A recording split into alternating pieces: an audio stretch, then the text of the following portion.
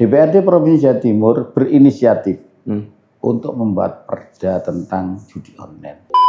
Uang pemerintah dalam hal ini APBD maupun APBN itu kalau salah memberikan itu menjadi temuan. Jadi DPR itu tempatnya apa ya, dicaci maki masyarakat, tetapi sebenarnya fungsinya sangat besar gitu.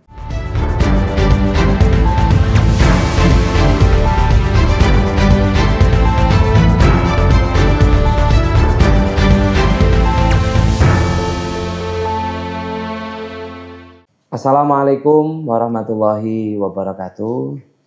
Waalaikumsalam warahmatullahi wabarakatuh. Pemirsa dan semuanya yang hadir, alhamdulillah kita semuanya bisa berjumpa lagi dalam acara ABTV in Podcast. Tidak hanya sekedar bicara, lebih dekat, lebih paham bersama DPRD Provinsi Jawa Timur. Nah teman-teman semuanya yang ada di studio maupun yang ada di rumah, saat ini kita tidak sendiri seperti biasa. Kita bersama salah satu anggota dan bahkan ketua DPRD Provinsi Jawa Timur. Assalamualaikum Abah. Waalaikumsalam warahmatullahi wabarakatuh. Mas Di. Sehat ya Pak. Alhamdulillah, sehat walafiat. Alhamdulillah bersama Abah Musyafa. Ini luar biasa. Nah sebelum kita ngobrol-ngobrol Bah, seperti biasa ABTV Podcast akan ngobrol berkaitan dengan DPRD Provinsi Jawa Timur. Sebelumnya monggo disapa ini penonton semuanya yang ada di rumah. Monggo, Pak. Iya. Assalamualaikum warahmatullahi wabarakatuh. Semua penonton di rumah, baik di wilayah Surabaya, dapil saya, maupun di wilayah Jawa Timur pada umumnya.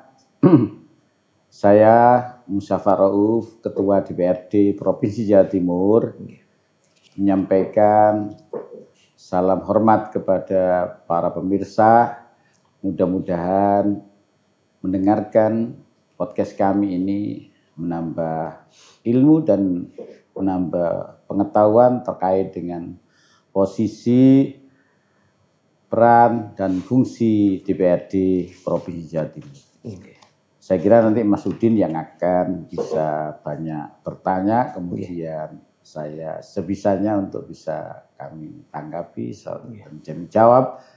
Dan untuk masyarakat Jawa Timur tentu kami membuka ruang selebar-lebarnya untuk memberikan masukan, kritik, dan saran-saran terkait dengan keberadaan, peran, dan fungsi DPRD terhadap pemerintah Provinsi Jawa Timur. Ya, alhamdulillah. Terima kasih. Nah, ini mengawali kita, Pak. Kadang itu masyarakat kan taunya DPRD itu wakil rakyat gitu, Pak.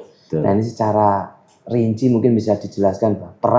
Sebenarnya peran DPRD untuk masyarakat katanya aspirasi ini hanya sebagai apa bahasanya? Wakil atau bagaimana? Agar ini masyarakat tidak sungkan mungkin, Pak, untuk langsung menyapa jenengan, sambat teng jenengan atau gitu. Pada garis besarnya DPRD itu punya peran dan fungsi, ada 3 fungsi utama, yaitu yang pertama adalah pembentukan peraturan daerah. Peraturan daerah itu ada 2 sumber, yang pertama adalah hak inisiatif daripada DPR, yang nanti akan diajukan untuk menjadi peraturan daerah. Ada yang diajukan oleh eksekutif yang dibahas bersama dengan DPR, itu juga bisa menjadi peraturan daerah. Yang kedua adalah kita mempunyai peran menyusun anggaran. Bersama eksekutif, DPR punya peran untuk menyusun anggaran. Yang sumber penyusunan itu kalau DPR melalui reses, kalau eksekutif melalui musrenbang, dan nanti akan digabungkan antara hasil reses dan Kundapil, kunjungan dapil, kemudian ada pertemuan-pertemuan di dapilnya masing-masing, di situ nampung aspirasi terhadap masyarakat. Nanti itu akan diajukan bersama pada waktu rapat dengan eksekutif terkait dengan penyusunan anggaran. Namun dengan demikian masyarakat tidak hanya lewat DPRD, bisa melalui link-link yang sudah dibuat oleh pemerintah provinsi, bisa ada di masing-masing anggota DPR punya semacam kita punya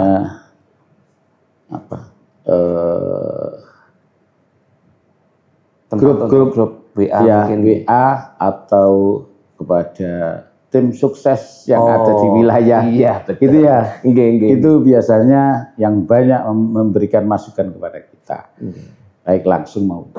Yang ketiga adalah fungsi kita adalah pengawasan. Nah, pengawasan ini masyarakat diminta untuk memberikan pengawasan yang nanti diteruskan oleh DPR atau DPR itu sendiri yang datang ke tempat-tempat yang misalkan di wilayah ini jalannya kok rusak banget ya.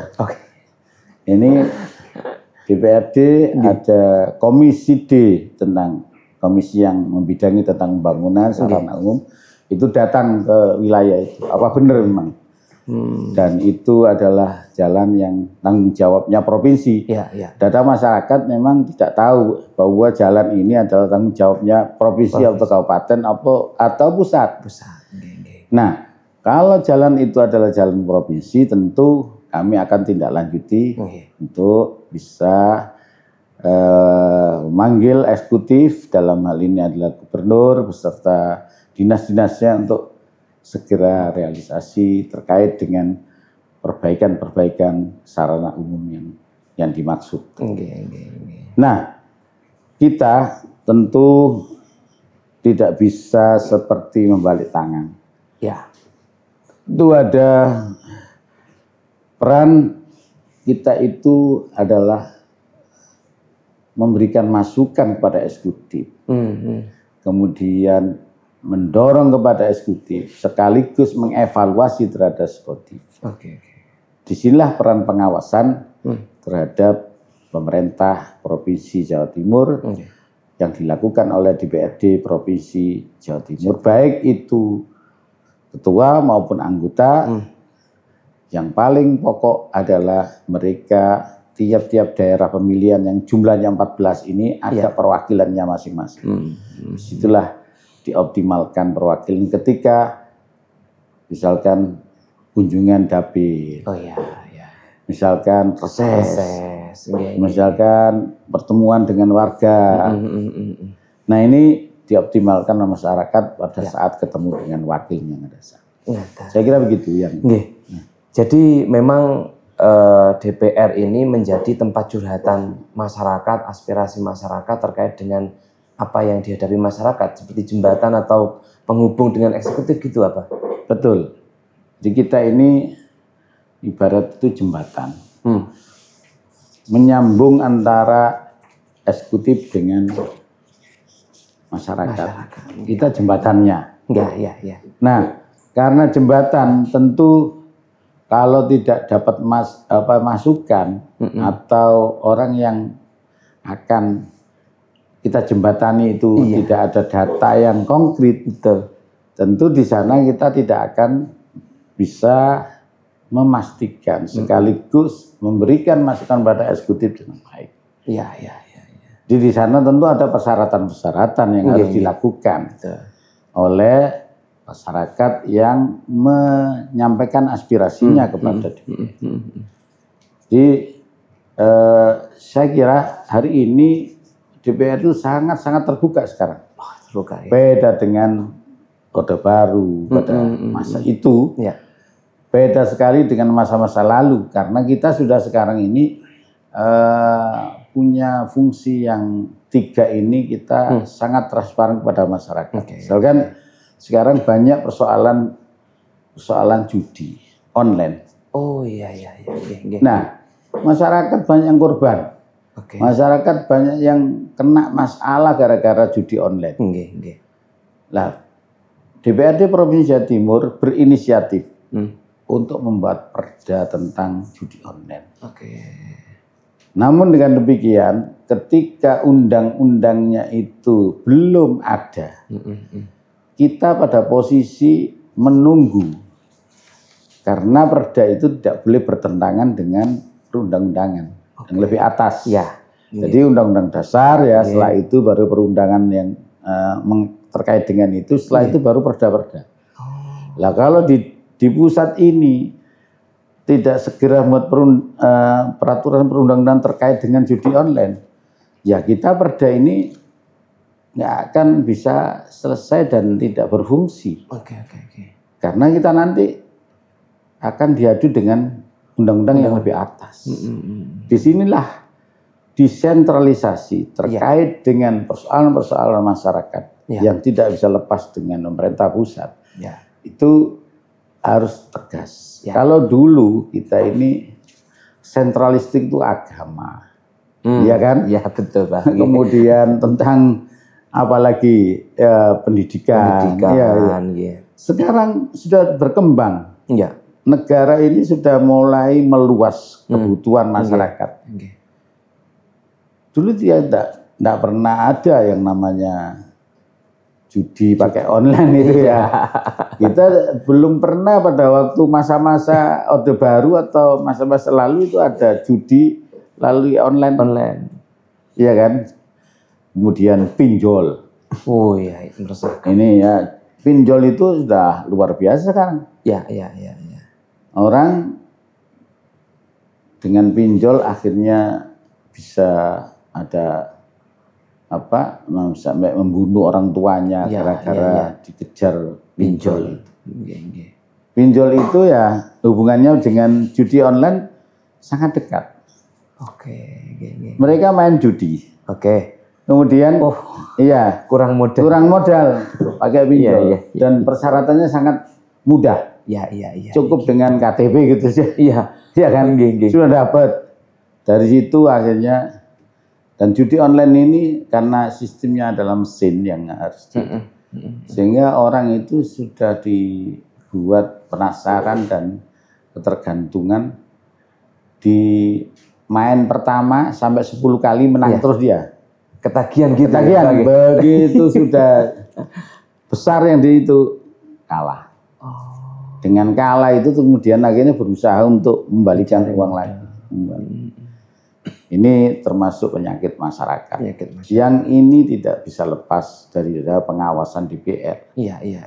Nah, kalau DPR RI mestinya segera menerbitkan undang-undang. Kalau DPRD provinsi adalah segera membuat peraturan daerah supaya tidak menambah korban di tengah-tengah masyarakat. Dan ini menurut Abah, pemerintah harus hadir dalam masyarakat. Masalah masyarakat ini, Pak. Iya, pemerintah harus hadir. Karena itu DPR mendorong dan meminta kepada eksekutif untuk gayung bersambut. Oh iya, betul. Terkait dengan persoalan masyarakat. Jadi itu luar biasa. Jadi memang pemerintah DPRD harus hadir dalam rangka menanggapi aspirasi masyarakat. Nah, mungkin ini bisa disampaikan Abah kepada para masyarakat. Nah, ini sebenarnya mekanisme untuk penyaluran aspirasi itu lewat apa saja dan bagaimana agar tidak sungkan misalnya langsung menyapa Abah atau ketika bertemu dengan Abah di reses atau bagaimana? Ya, jadi kita DPRD Jawa Timur, khususnya saya sendiri, kan dalam setahun itu kita ada 3 kali reses, yaitu di awal bulan Mei, kemudian nanti kemarin bulan Juni, Juli ya. Kemudian nanti pada waktu bulan November dalam rangka penyusunan APBD. Nah itu didahului dengan reses. Reses itu adalah anggota DPRD turun langsung ke daerah pemilihan masing-masing. Jadi 120 orang yang ada di DPRD itu sudah ada perwakilannya di seluruh daerah pemilihan 14 daerah itu. Mulai dari Surabaya sampai Sumeneb terakhir. Sumeneb. Itu masing-masing ada yang 7 atau 8 anggota DPR yang ada di Dapil Surabaya. Dapil Sidoarjo ada 7 anggota DPR. Dapil Pasuruan dan Probolinggo ada sampai seterusnya, akhirnya terbagi habis 120 anggota DPR. Itu turun ke lapangan namanya reses. Itu selama 1 minggu kita turun di masyarakat ada 7 titik. Itu bisa di wilayah kecamatan, bisa di wilayah kabupaten, bisa juga bisa langsung ke daerah-daerah yang sangat prioritas. Nah, itu yang sangat prioritas itu yang diutamakan dan langsung nanti bisa dibahas di DPR. Ya. Kemudian kalau kita sudah selesai reses, dikumpulkanlah hasil daripada reses itu, kemudian kita jadikan sebuah usulan kepada eksekutif yang namanya pokok-pokok pikiran. Nah, pokok-pokok pikiran itu diambil dari mana? Ya dari hasil reses itu. Kalau itu bentuknya adalah penyusunan APBD. Kalau bentuknya pengawasan, ya langsung diadakan hearing dengan eksekutif yang membidangi itu. Misalkan di daerah tertentu ada kasus terkait dengan masalah pertanian. Di situ ternyata kesulitan terkait dengan pupuk misalnya. Langsung dari hasil reses yang ditemui oleh anggota DPR itu, setelah itu dilaporkan ke DPR secara utuh, kemudian di situ langsung diadakan hearing dengan eksekutif terkait dengan dinas pertanian tentunya gitu. Begitu juga misalkan dinas perikanan, nanti juga begitu. Dinas lingkungan hidup, di mana ada daerah kemudian sampahnya berserakan di mana-mana. Nah, di situ kita bisa menampung masukan dan melihat langsung ke daerah terkait dengan problem-problem sosial di tengah masyarakat.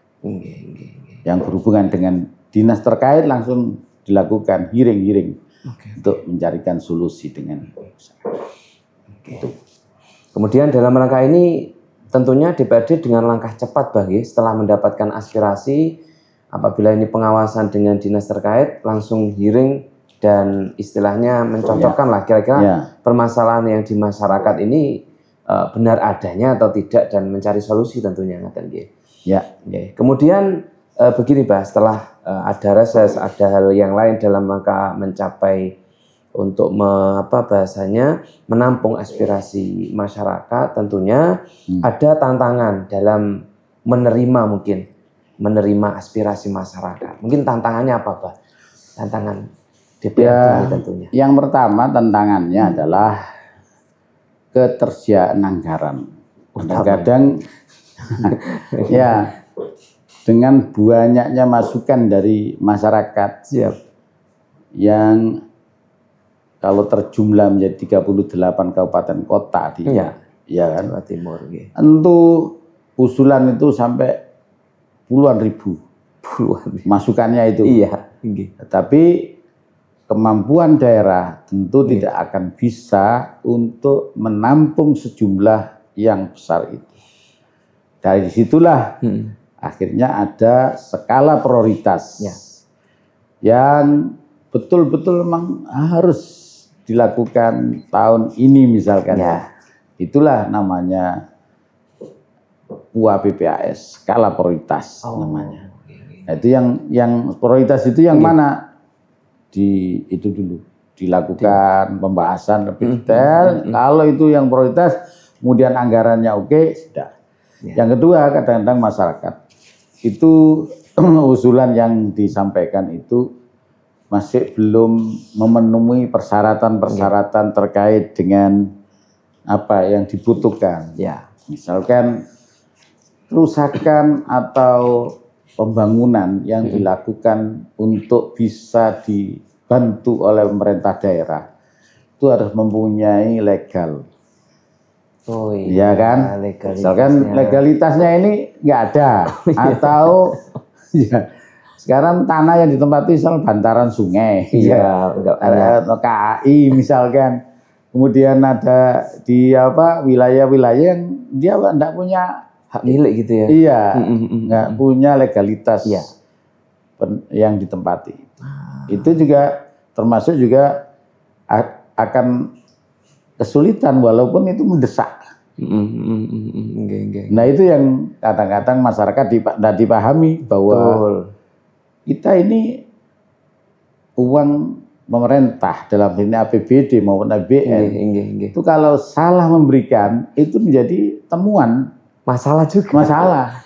Niatnya baik ya, tapi nanti akhirnya jadi masalah karena memberikan bantuan kepada orang yang tidak pada semestinya.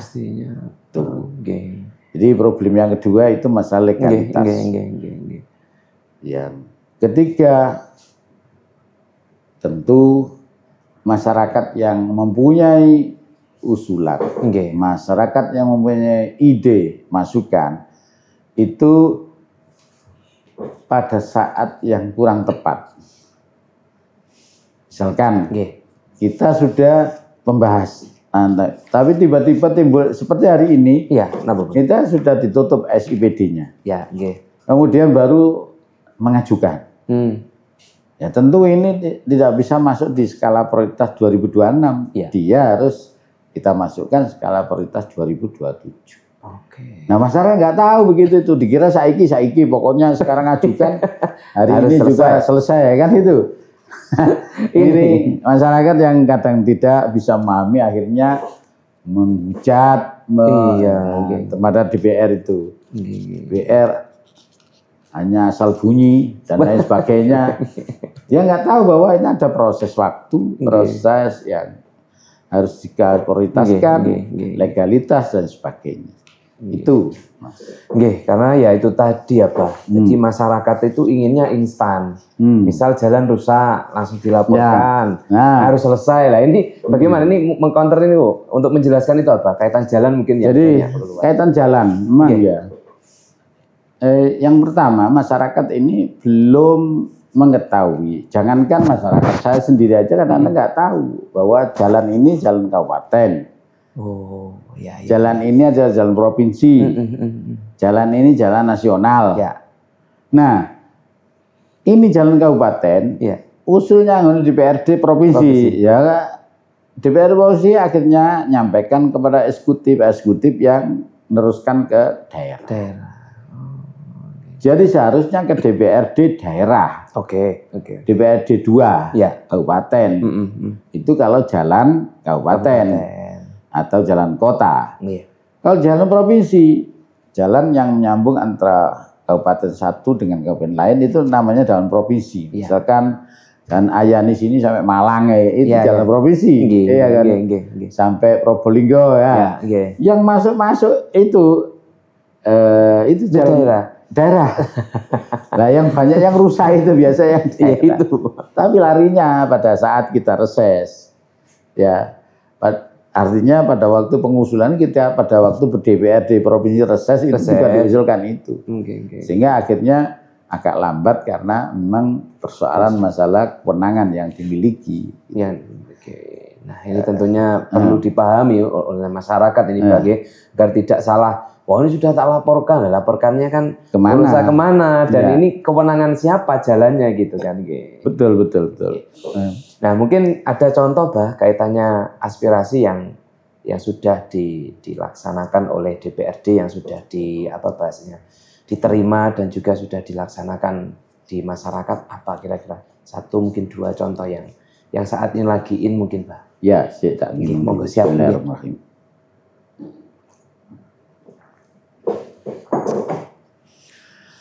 Aspirasi yang sekarang contoh bisa dirasakan langsung oleh masyarakat. Misalkan kita memberi KIP, kita memberi beasiswa, kita memberi bantuan kepada UKM, kita memberikan permodalan kepada UKM, pinjaman modal dan sebagainya gitu ya. Kemudian juga yang sudah jalan itu banyak pondok-pondok pesantren yang kita kasih hibah untuk bisa memenuhi fasilitas dan sarana prasarana yang ada di pondok pesantren. Madrasah-madrasah itu banyak yang usulan dari masyarakat ke DPRD. Ya, kita memberikan permodalan terhadap subsidi pupuk. Pupuk. Ya, kemudian alat pertanian. Ya, jadi dapil itu seperti dapil saya beda dengan dapil Nganjuk. Nganjuk banyak pertanian. Ya, banyak teman-teman itu memberikan permodalan melalui APBD, diusulkan melalui para kelompok gapotan yang dari Nganjuk maupun Lamongan, diberikan alat pertanian, misalkan untuk memanen, untuk menanam. Sekarang kan jarang orang pakai manual tanam. Itu alat-alatnya itu diberikan oleh Provinsi Jawa Timur, dalam hal ini ada APBD Jawa Timur, diberikan ke gapotan itu. Gabungan kelompok tani kan itu ya. Begitu juga ternak. Ya, ternak ini ketika Jawa Timur ini dalam keadaan surplus terhadap hewan pemeliharaan yang untuk konsumsi daging, gak masalah. Tetapi ketika kita ini minus, kita harus memberikan. Ya, APBD memberikan sapi dari luar daerah maupun dari luar negeri yang itu ya dibawa ke Jawa Timur dalam rangka untuk mengatasi kebutuhan masalah daging yang ada di Jawa Timur. Ini salah satu anaknya sudah jalan. Terus perbaikan jalan, jembatan, dan juga jalan pertanian. Jalan pertanian itu apa? Sawah yang jauh sekali dari jalan ini. Jalan utama. Ya, utama. Itu kan biayanya tinggi kalau tidak dikasih jalan untuk ke sana. Oh ya, aksesnya gitu. Aksesnya, ya. Ini bisa ngangkat dari sana itu 1 kilonya bisa 300 misalkan ya. Kalau 1 kintal berapa? Iya. Nah, tapi kalau dikasih jalan akses itu lebih meringankan pada petani yang jauh itu sawahnya yang ada di belakang. Kan tidak semua sawah itu dekat dengan jalan. Nah, di situ kita buatkan jalan. Untuk bisa mengurangi langsiran itu gitu. Iya, itu termasuk perairan. Termasuk juga kita memberikan desel-desel yang ada di wilayah daerah. Untuk ngambil air dari tanah itu. Gitu.